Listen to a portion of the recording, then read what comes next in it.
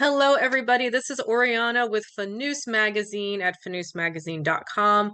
And I am here with the amazing, the wonderful, the illustrious Vanessa of Cairo, who is the artistic director of Jawaahir Dance Company. How are you, Vanessa? Oh my goodness, I'm fantastic. First of all, I want to thank you for having me on. It's a huge honor. I really appreciate what you're doing for the dance community in educating and kind of bringing people in to learn more about all aspects of the dance. It really means a lot to me to be a part of this. So thank you so much for having me. Well, thank you. That's really kind of you. And again, thank you for being here. So tell us all about Jawaahir. Jawaahir is a nonprofit organization dance company, and you can see them at jawaahir.org. And they're based in Minneapolis. Did I see that right? Minneapolis, Minneapolis, Minnesota. So it's a kind of crazy story. And I'll say Jawaahir.org is JAWAAHIR.org. So if you are wanting to actually like scroll and look through like as you're listening and see like pictures and kind of, you can look at that. So basically about 20 years ago, I used to go to these dance events. I was living in New York City, and I would go to these dance events in the States that were hosted by an Egyptian woman who would bring, she brought Nagwa Fawad, Dina, Lucy, Rhonda Camel, Dr. Mogadal, all these people. Her name is Didi Assad. Anyway, she had this thing called Little Egypt, and she would bring people and she was kind of doing one of the kind of the way they do the festivals in Cairo now. She was kind of doing that in the States, and she was based in Texas. So this is how the story starts: is she's from Dallas doing events there, and I start going home, which is Texas. I'm living in New York. I go home to start going to these events as a participant to learn. And I meet a bunch of really cool ladies at these events, which I gotta say, my whole life has been just based on meeting amazing people, such as yourself, through dance events. So basically what happened is I became friendly with these ladies, and over the years, we would see each other at event after event. And one year, Dina was going to be in Minneapolis, and it was like maybe 2006. And so I was there and I performed. Actually, did a Hagala duet with Mohammed Shaheen, and that was a lot of fun. Yeah, because I studied with him back in the city, so it was a very small. It's a small world. So we did a Hagala duet because I was really focusing on folklore.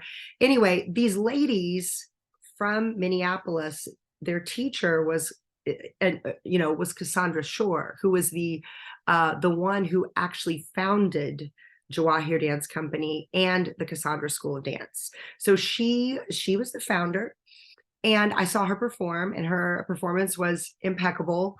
I still remember she was wearing a purple costume. Anyway, the point is, it's a little long-winded, but these ladies knew me from way back when, and we stayed in touch all of these years.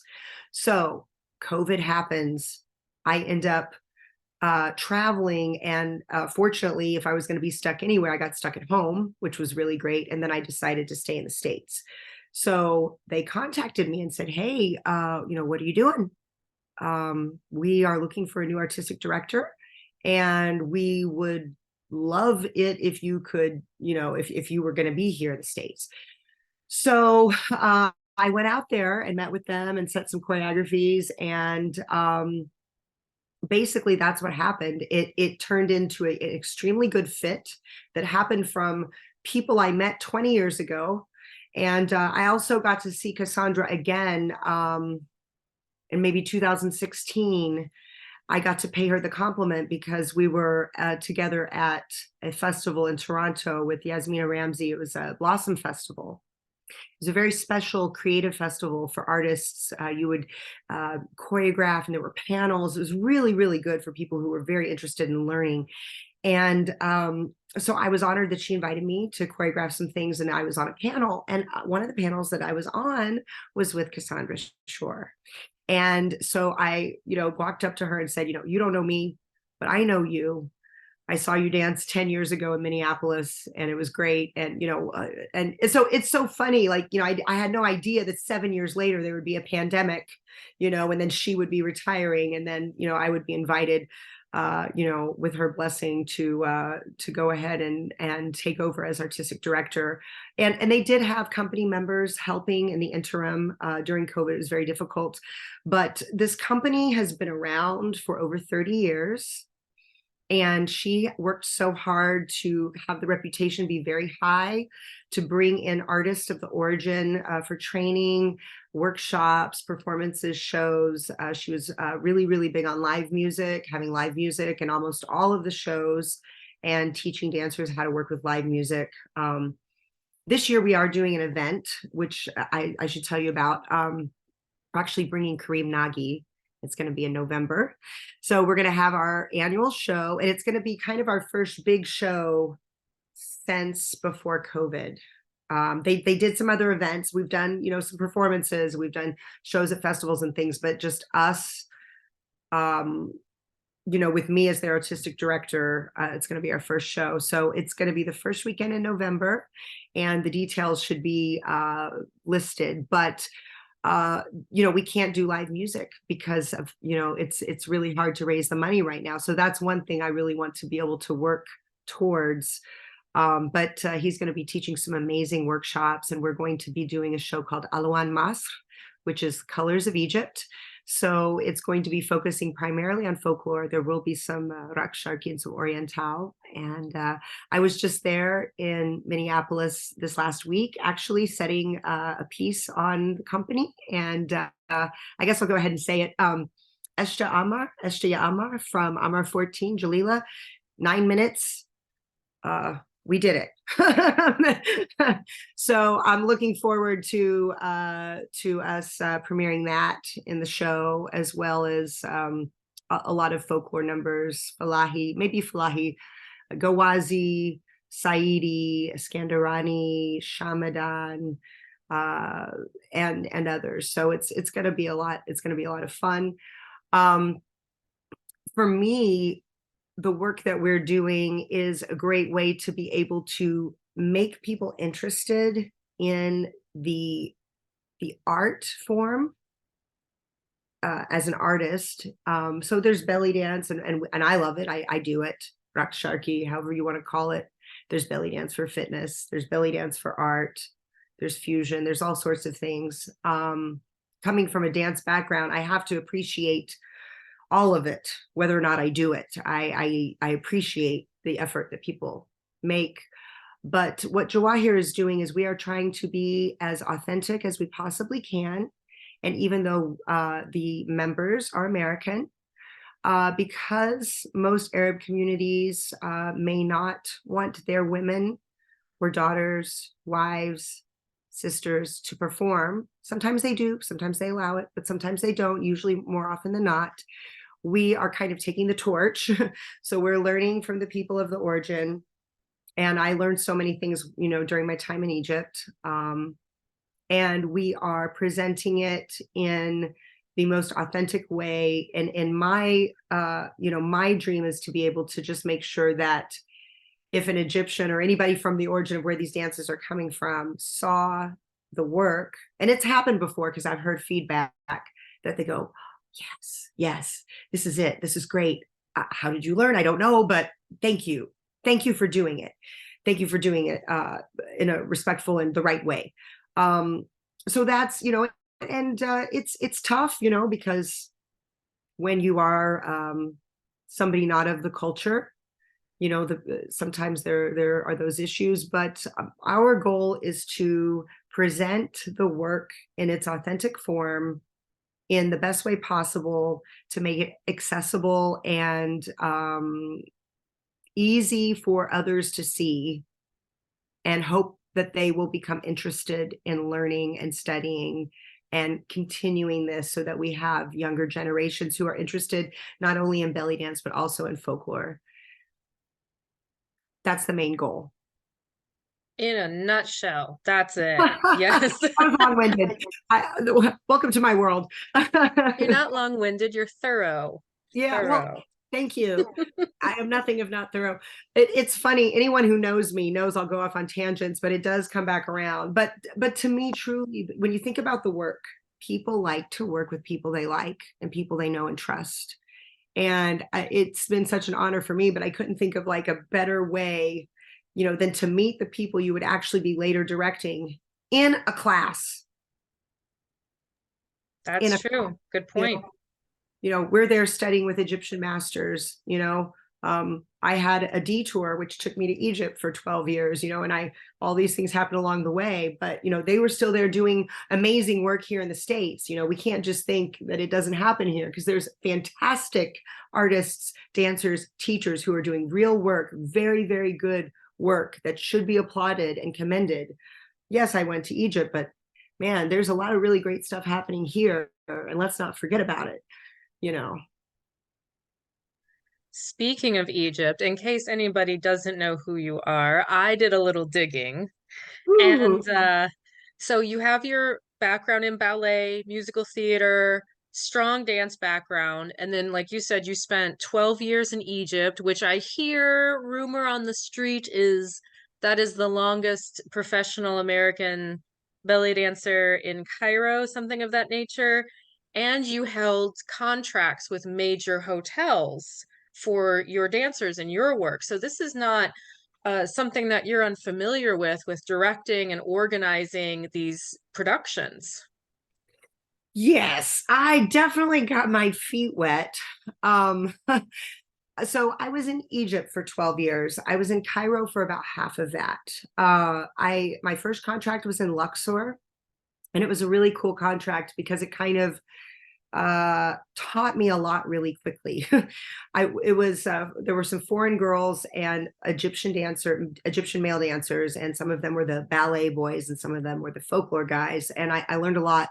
um but the interesting part of this contract was that it was choreographed by Hassan Afifi. So if anyone doesn't know who Hassan Afifi is, then shame on you. No, it's true, because there's new generations coming through. But if you don't know who Hassan Afifi was, and he has passed away, may rest in peace. He was a wonderful choreographer, and he did tons of things for film, television. He was very closely ensconced with Reda Troupe, with Mahmoud Reda and the brother, and he worked with them a lot. And he was famous for wearing his little taxi driver hat that he would wear. And the first time I got to take class with him was actually in New York City. Yosri Sharif had hosted him, and I want to say that was probably 2006 or 2007. So I mean, I was taking as many workshops as I could get, man. I was just studying as much as possible, and took his class, and then saw him again in Egypt at Nile Group in 2008 when I moved there. And then what do you know, like 3 months later I booked this contract, and then he sees me again. And so it was really cool to get to be in a show that he be in this project that he was working on. It was a huge, like, we'll tick off the box. I felt like I had arrived. But so I worked in Luxor, and then worked in Sharm el Sheikh for about 6 years, where I started the production company. And I was artistic director. I had my own gigs on my own, and then we had the Egyptian folklore troupe. We started off with the dancers from Beni Suef, from the Beni Suef Ministry of Culture, from the Sakafa there. I took dancers from there because we were friendly with their artistic director, and he said we could borrow them until he would need them for tours. But they were happy because they had work, they had consistent work, and they got to be in Sharm el Sheikh and go to the bar and go to the beach and have fun and make some money. And they were good dancers. So my startup group was with the Egyptians from Beni Suef. And then as we grew, and then they had to go, new people would come in, and then it continued. And the revolution happened in Cairo. I was still in Sharm el Sheikh 2000. So I got there 2008. 2008, arrived there, worked in Luxor, contract ended February. I thought, what do I do? I liked Sharm el Sheikh, so I went there. I was there by March, did a party, danced for the King of Bahrain, for the director of the show that I worked on in Luxor, hooked that up for me because that was her gig. Again, all through connections of people you work with. She did me that favor. And then she started putting me in some belly dance gigs, and then started the company. By June, we were auditioning at Move and Pick in Sharm el Sheikh, which was Nama Bay, Jolieville, Nama Bay, and took that work, and then it just all started. So I was there from 2009 to 2014, through the revolution, through all the disaster. And then around 2014, I thought, I'd really like to be in Cairo and work on my solo career, and do a little bit more traveling and just kind of focus in a little different direction. And so moved to Cairo, and then started doing plays at the Balloon Theater, and doing the contracts in the hotel. And then that's when I really started traveling. That's when I got invited and was really able to do that, because I didn't have the company. But the experience that it gave me, because we had daily shows in many hotels, so it had to be quality. I told these guys, I said, every day is an audition. There's always somebody coming in trying to work for less. So it's a little different than this not-for-profit, right? But the experience of running a show, being high quality, being consistent, having to learn things quickly, get people in, new people in, someone, they're married and all of a sudden they're going to have a baby and they can't dance anymore, or, whatever, like, surprise, so we had to really deal with that. And it's funny because we have that now in Jawaahir. One of our wonderful members is now, she's about to have a baby. And, I said, I'm going to use you as one of the rehearsal directors. Like, you can't go away. Like, you can't stop. But there's a lot of similarities. It definitely gave me tons of experience to be able to draw from, which is mind-boggling, like, to go down the list. But yeah, it was definitely helpful. I don't think I would have been up for the job if I hadn't gotten the opportunity to, because you could be a great dancer, you could be a good teacher and a choreographer, but working with a group, it's a whole nother ball game. Yeah, completely. Because you're a leader of a group, and and they're representing you, and you're representing them. And there's a lot that goes into that. It's real easy to go solo. It's real easy. And I felt like I went on vacation when I moved to Cairo. I was like, and I loved having the group, but it was a lot. I felt like my living room was a bus stop. It never ended. That actually leads me to the very next thought I had, which was, I know a lot of teachers have either gone back to teaching in a studio, or they're studio owners, or they're still teaching online like myself. But when you have a group, like you said, it's a whole nother ball game. So you being artistic director and you're doing the choreography, how do you take all of that experience that you've had, plus the new experiences that you're having, and create choreography for this group? So that's a great question. When I was in Egypt, the work that we did had to be a little bit more structured as to what it was they wanted to see. Like, for example, it would be boys and girls, Banat wa Shabab. If we were doing Saidi, the guys are working with the Asaya, the girls are, just doing some folklore, standard folklore steps with some Saidi touches. Maybe they would take the Asaya for a few minutes and twirl it, or, not a few minutes, I'm sorry, 2 counts of 8, but it was very, the boys had that because that was their thing, right? And the girls had a cane dance, or we would have a gawazi dance, but it wouldn't be, we get to do Saidi as a man, or using the male vocabulary. This is a really good point, because in America, now we don't have a male counterpart with us. Okay, it's just us. So I'm mixing the male vocabulary with the female vocabulary, which is one of my favorite things to do, anyway. But I had to fit within a certain kind of criteria in Egypt for what they were expecting. In America, I'm still using all of that and staying very true to the art form, the vocabulary, the style, the music, the costuming, and all of that. But I am able to be a little bit more creative and be a little bit more artistic. So, when you're working on these stages, they're smaller and you don't know what kind of stage you're going to have. Sometimes in these shows in the hotel, we'd be working usually with three girls and 3 guys, and and then the tenor and the belly dancers, stuff like that. In this kind of show, maybe we have 8 dancers, maybe we have 12, so we can do different staging. Maybe not everybody's in the numbers, but I really like to utilize everyone. But I can use the authentic elements that I learned, and then I could use the creative things I learned in ballet and modern dance, how you have canons, or how you have different different tableaus, different poses, different staging. I got a lot of that from musical theater, lines, circles, V's, X's. In Arabic, nafura is fountain, nafura. But it's so funny, at the dance studio, the kids call it banana peel because it goes like that. But whatever it is, lots of interesting staging you could do. And so it's really fun to get to take what I did there, and then to kind of be able to kind of amp it up a little bit for different types of stages and audiences, with more dancers, and and for different audiences as well. So it's been a lot of fun to sink my teeth into it, and I'm enjoying the creative process a lot.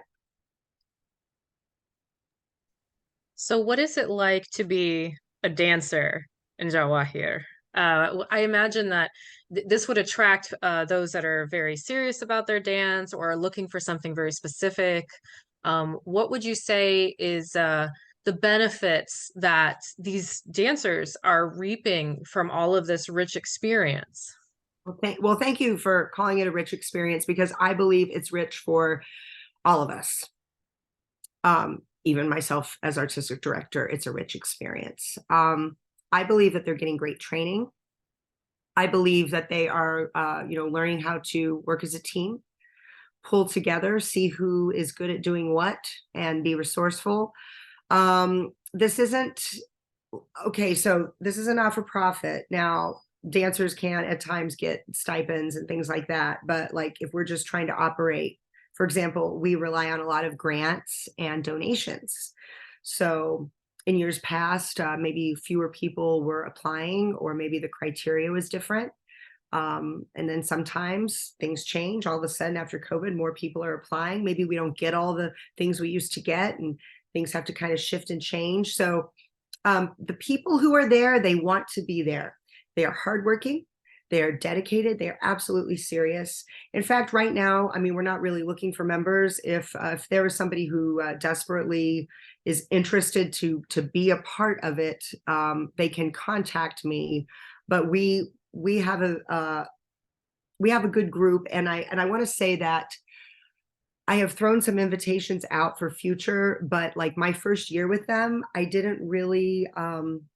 We took one new member who was a colleague of one of our members, and knew her, and she's fit in very well, because one person was injured, things happened. But in general, we have about 12 people. We're trying to keep it right about that. And I wanted to keep the dynamic of the group through our first year together really solid, to have the camaraderie and for everybody to feel comfortable, and for us to come together truly as like dance family. And so for me, if somebody is interested, what they're gaining is they're gaining experience on how to step up. They're gaining experience on, I tell everybody, you've got to know all the dances. You've got to know the left side and the right side. Something may happen to someone, and somebody's going to have to change. On Broadway, we call it a swing. If you're the swing, if you're the brainiac, you might have to do 3 different tracks in a week. You're going to do this, you're going to do the left, stage left, down stage position, and then you're going to do the stage right, upstage, and you're going to do the middle position, for people that are out or whatever. And this summer we experienced a lot of that, because there were different people available for different festival shows and weekends and things like that. So we had people changing things up. But I said, yeah, you guys, gotta learn, gotta know it all. You can't just be, on the right side all the time. Learn the left. You may be better at the right. You may be cast on the right, but like understand, so that no matter what happens, you are prepared. I had a dance teacher, one of my favorite teachers in my entire life. Her name is Diane West, and she was a jazz teacher, and I'd always leave class with a lump in my throat. like it was hard. She taught us how to audition. It was tough love. But she had this picture or this saying on her wall that said, "Success is when preparation meets opportunity." And I read that at the age of 12, and it hit me. You could get the opportunity and not be prepared, man, you're going to blow it. Or you could be prepared, have all the things, but you don't take the opportunity, you don't seize the opportunity, you don't create the opportunity, you don't recognize the opportunity, and you don't get to do anything, and you're so talented, but nobody sees you. So, it was an interesting thing for me to understand very early on that you need to be ready. You need to be ready. If somebody says, hey, Vanessa, can you do a gig? I should have a costume in the trunk of my car, just in case, be ready. And so, yeah, I tell the dancers, be ready. So they're learning how to do quick changes. They're learning how to work together. They're learning how to, somebody's in charge of this and somebody's in charge of that. It's truly a collective, and I'm not there. I'm in Texas, by the way. That's another kind of thing, that the sensation of COVID with Zoom, what it did by allowing us to learn. I do private coaching online, and if I hadn't done that, I don't think I ever would have thought that it would even be possible to be artistic director of a company when I can't be there very often. But I go out there once every couple months, work with them, set choreography, and then I come back and I go, in the screen while I watch them in rehearsal, and we work. But they know me now, and I know them, and it's working well. But yeah, it's definitely it's a challenge. I think in the beginning for them too, they're like, okay, this lady's trying to correct us. We're watching her on a video. So I mean, there were those challenges, but we've gotten past it, and we've done some really great things this year, and I'm very proud of them.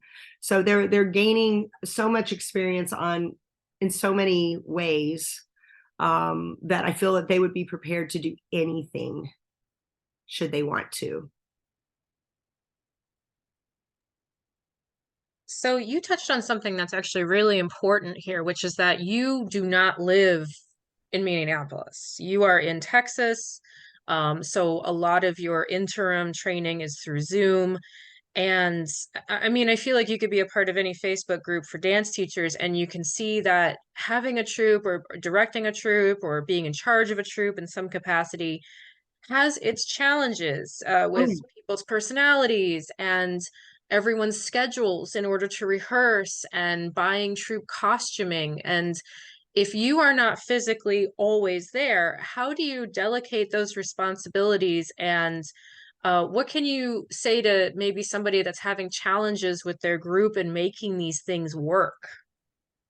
This is a wonderful question. There's a few different ways to do it. One is you have a troop leader who's the boss, and that's it.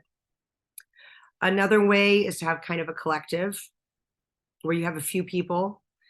In our sense, I am the artistic director, so we do have a board that makes decisions, but they don't make like the decisions really. They don't tell me what to do so much in the sense of like the work that I'm doing, right? But like, for example, some costumes we decided the dancers are going to purchase this particular dress, which they never did before. It was always, coming, the costumes belong to the company. They may be made for a certain dancer, but they're with the company. So that's one, because we're not for profit. So certain funds are going towards costuming, right? So we would have our stock of costumes, and then when somebody leaves, they don't get their costume because it's our costume. But we did, for a particular costume that's coming up, we said, okay, you can buy the costume, it will be yours, you will purchase it, you can use it for our events, solo events, or anything that I like. If you are doing a duet with somebody, or you have a performance you'd like to use it, ask me, it should be okay. But you're not going to trash out the costume that we're using, but it's their own personal costume, so they can take it with them. So I think that there can be a mix, but I am relying on amazing people who want me to be there, so they are supporting me. I am delegating, and sometimes we have all had to step up and do things that were not necessarily part of the job description. Being a leader is not easy because you have to deal with different people, yes, personalities and things like that. Now, the company was already there. So here's a unique situation for me. The company was already there and existing. I was the new kid on the block. So I was coming in already knowing a few of the ladies and not knowing some others, right? Meeting everyone, having to, just kind of navigate through that. But once, I got their trust pretty quickly, people were able to step up, who can help, if I'm not available to be there for rehearsal, who can start on some of the legacy pieces that were from before that I don't know anyway, because I didn't choreograph them. You could teach some of this to them. So people are stepping up and doing certain things that they enjoy doing and that they're good at. So we're all looking at our strengths, and we're all having to kind of step up and do certain duties. One member did an incredible job of basically lining up our entire summer catalog of festival performances and shows, and just amazing. Like, she put so much time and effort. Another one was helping with graphics. Another one is helping with events. Another one is helping with rehearsals. Another one is helping with online stuff. So like, I'm doing some online things, and I'm helping the grant writer come up with the things, and I'm, doing that stuff, but I certainly can't do it all. Now, maybe in some groups, the leader does do it all, and maybe it's also not a not-for-profit. And the structure, I think, is going to be different. It's as personal as the people who are in it. But I'll say this: when it comes to dancing and it comes to work with me, because this was in Egypt too, you leave your drama at the door. Whatever problems you have going on, I'm so sorry. It's not that I don't care, but when it's showtime, chin up, buttercup. And I don't want to see it. I want to hear about it. Don't even talk about it. Like, it doesn't exist, because the show and the performance is important. And truly, what we bring with us is what we put out there. And that's not, that's not good vibes. Like, if you're not in the right place. So like, for me personally, I need people to be harmonious.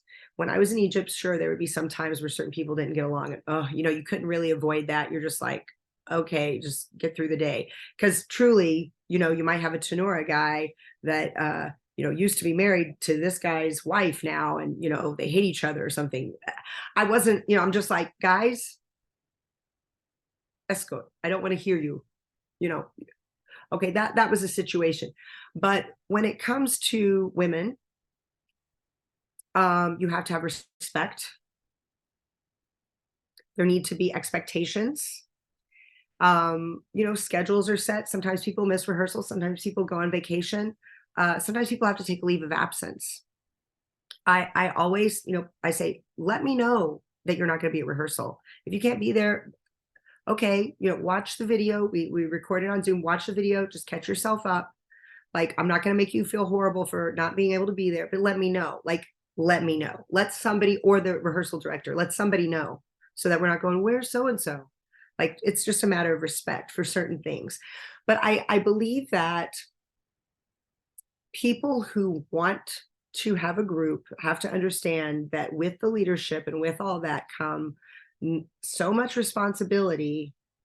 And you have to think of the things that you never think of. And you have to think of the worst case scenarios. Like, let's say you send people, this has happened to me in Egypt. You send people, you're not there. You send them to a gig. Somebody doesn't act right. Maybe you get fired from that gig because of this person mouthing off to a manager. Not happy about that. So there's got to be somebody who's kind of in charge, somebody who's the liaison, somebody who, is dealing with, like the coordinator at the venue or whatever. And you can't just let everybody just, pop off and say whatever they want, because they're representing you, and it could come back to bite you later. So there's a lot of things to think about.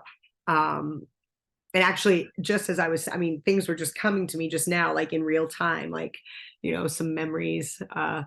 You know, yeah, I had to fire a girl one time in Egypt because she drank whiskey at the hotel. After a show, she went, we were allowed to have like juice and water and stuff, and she went up there like she was, like she was Fifi Abdu or something, like acting like I don't know what. And I wasn't there, right? And I was just like, I'm like, I'm the owner. I don't even do that. Like, who do you think you are? So, sometimes people will surprise you. You have to kind of expect the unexpected, and then maybe write like a contract of like, these are the expectations. We don't really have. I mean, maybe they had that before, but I mean, these ladies have been with the group for a long time and they are invested in it. So I'm not really having to worry about things like that right now. Knock on wood.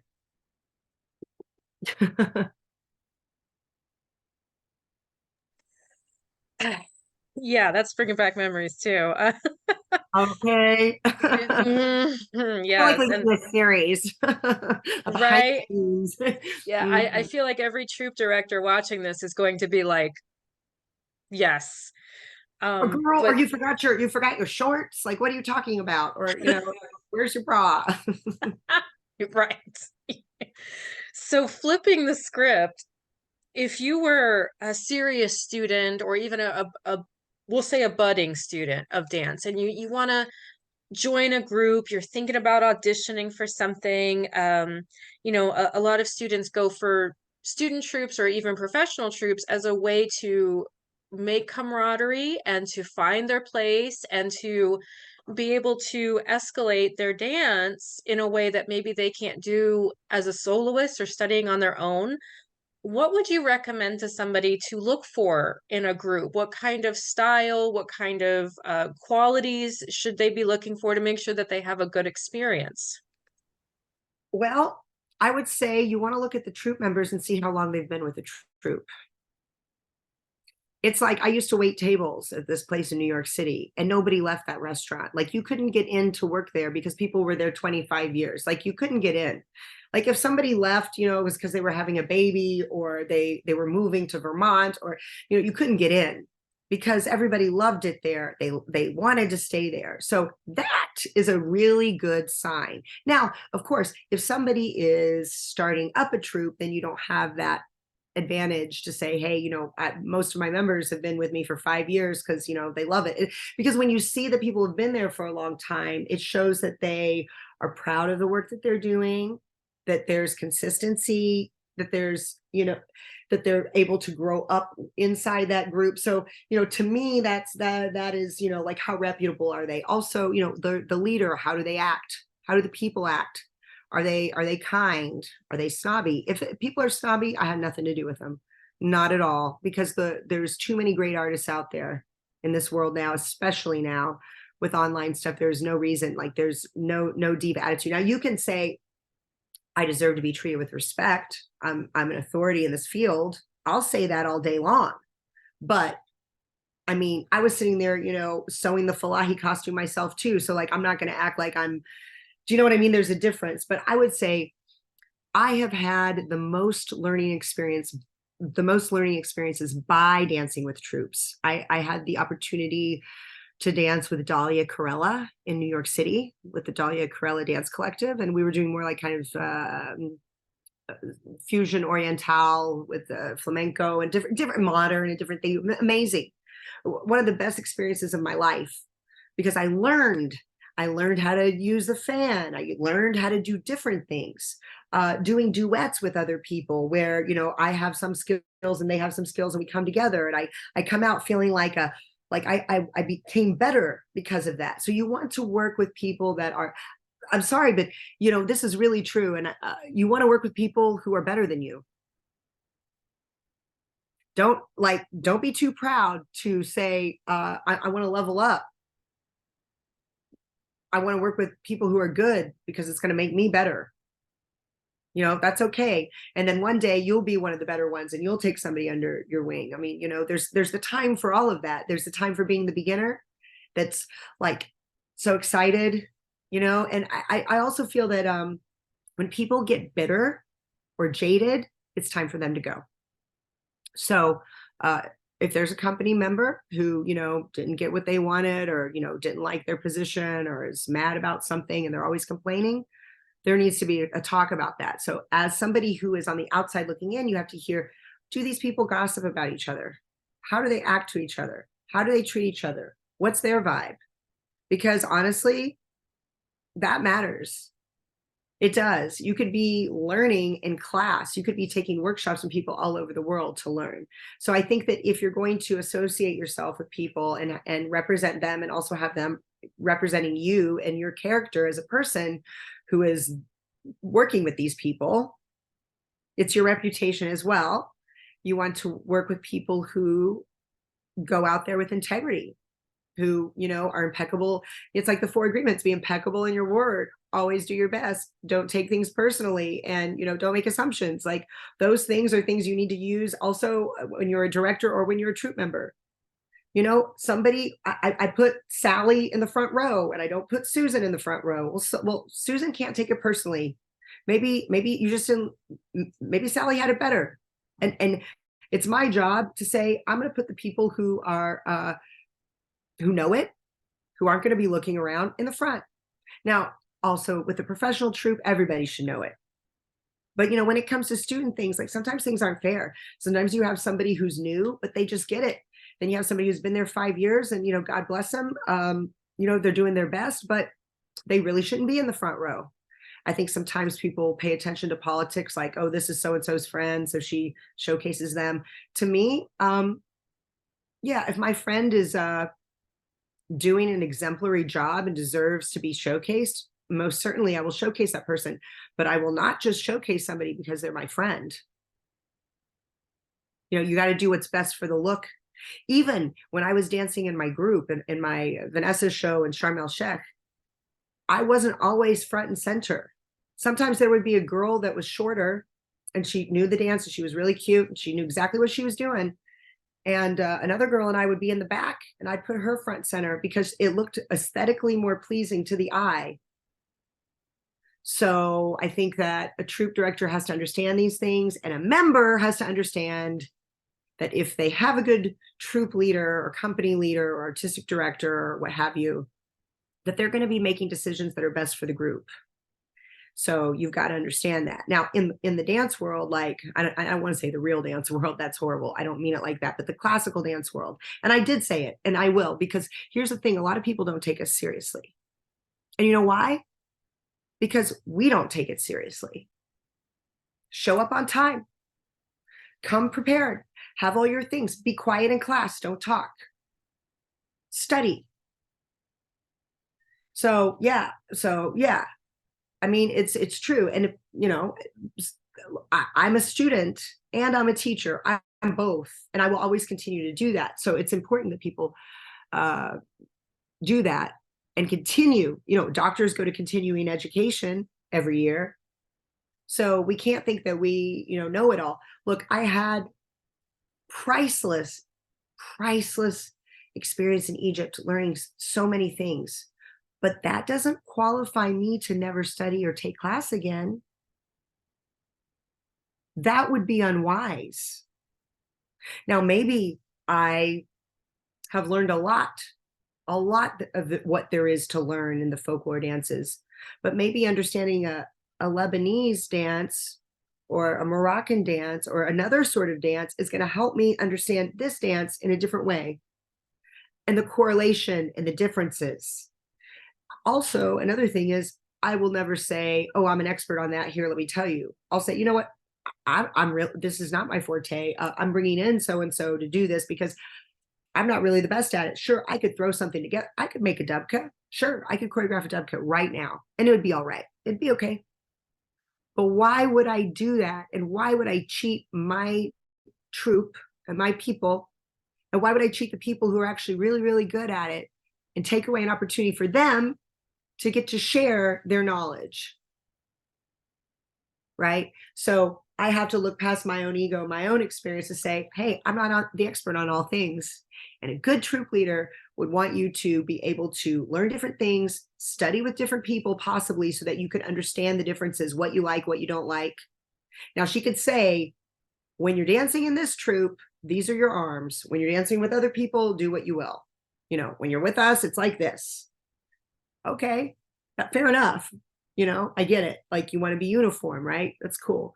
But nobody should ever keep anybody else from from being able to train or learn.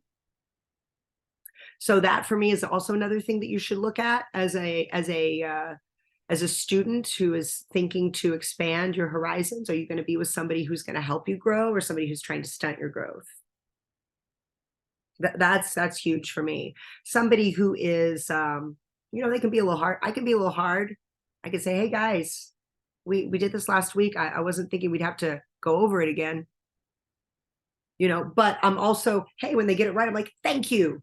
You know, it's okay if somebody's a little tough, but it's got to be the right kind of tough for the right reasons. I'm actually like keeping it under wraps and keeping myself on mute because I'm like, yes, yes, I say would it louder. I would love to hear you going, yes, yes. Yeah. I mean, I used to sit with this one lady. I used to teach at this performing arts camp like 20 years ago up in the Adirondacks. And I'd go to her cabin, and two of us together, we could just talk shop all night. And everybody else would just be like, you know, they want to talk about something else. But we could just sit there and get into it. But I tell you, the conversations like this that make people think, because I had to get checked. My mentor, Gamila El Masri, she's in New York.